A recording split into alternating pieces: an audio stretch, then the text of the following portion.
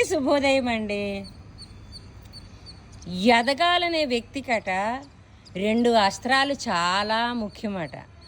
ఒకటి నవ్వు, మరొకటి మౌనం.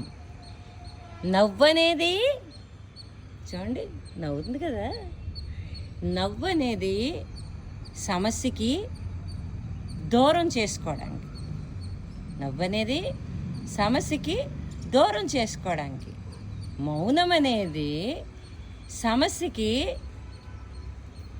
పరిష్కారం చేసుకోవడానికి. మన వివేకానంద గారు చెప్పారండి, స్వామి వివేకానంద గారు చెప్పారు. ఇదేదో బాగుంది కదా, చూసారా ఎలాగ ఈ 2 అస్త్రాలు ఏంటి? మనిషి ఎదగడానికి 2 అవసరం అంట. ఒకటి మౌనము, మరొకటి చిరునవ్వు.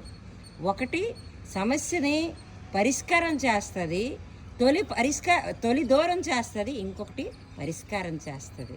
నాకైతే నచ్చిందండి, మీరు ఆలోచించండి.